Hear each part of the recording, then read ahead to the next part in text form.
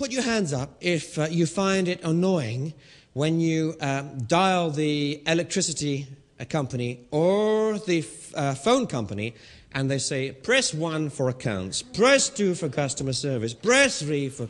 Put your hands up if you hate it. Right. Okay.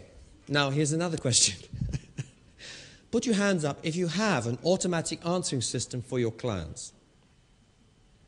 You're using an automatic answer system of any kind for your clients. Put your hands up.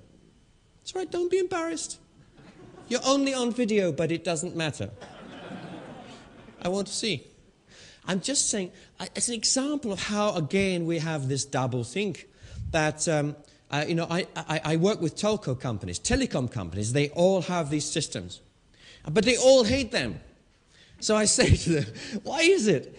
I said, you told me that anybody who installs such a system should be a criminal and put in prison. That my time is more important than their time, right?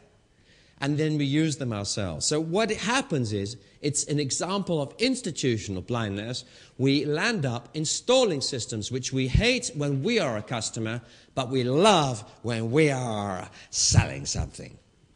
Another example of institutional blindness, for those of us who, like me, who are getting very old, is restaurant menus. Put your hands up. Actually, it probably only applies to about one person here, apart from me, looking around, because you're quite young.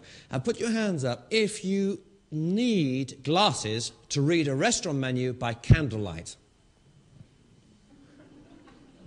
Isn't this a strange thing? Listen, you know that on current trends, there are so few young people in Germany. You know that in some parts of Germany, there are only half the number of school children than there were 10 years ago. You know that. And you know the reason why.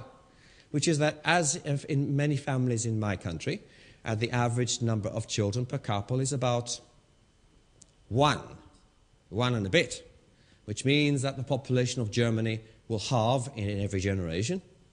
And because you either have to make babies or you have to import them from somewhere else.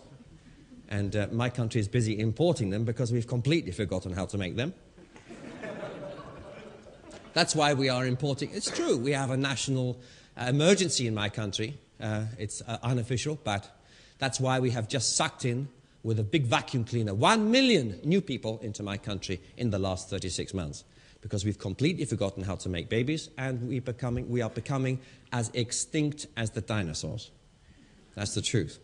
And the only people with any money in my country, well, actually, the only people with any money in Germany are those over the age of 50.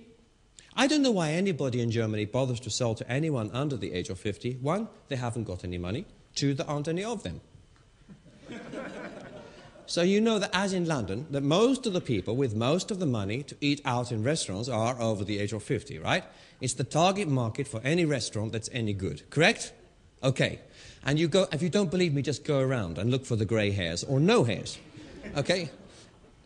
In fact, it's such a problem that any restaurant that has open-air seating has to have hats for everyone because all the men don't have any hair anymore. But the fact is this, that despite the fact that the target market in Cologne and Frankfurt and Bonn for top quality meals in restaurants is those over the age of 50, the print of the menu is so minute that only a 12-year-old can read it without special technology. And why is this? Because of institutional blindness. Because our society hasn't quite understood that when you ask 20-year-old designers to design restaurant menus, they design restaurant menus all white paper. It's amazing, so much white paper. They say it's part of the fashion. I say, why do you have a menu which is 99% white and tiny little print? They say, oh, you are so last century. I can't understand it. I say, my friend, you have made it impossible. This is your main selling document. This is your main marketing document, is your menu, and you've made it impossible for most of your customers to read it. Crazy, isn't it? I gave a lecture to Philips the other day, and I thought I had no Philips technology in our house. And then I suddenly realized with a shock, thank God I did. The day before, I suddenly realized to my surprise and delight that I had been shaving my face using a Philips razor for the last 3 years. I didn't know because the Philips logo is so tiny on the razor that I need my glasses on in the shower or the bathroom to read it. Again, how crazy can you be? So I'm just saying, here are examples of how it is easy to get out of touch with customers.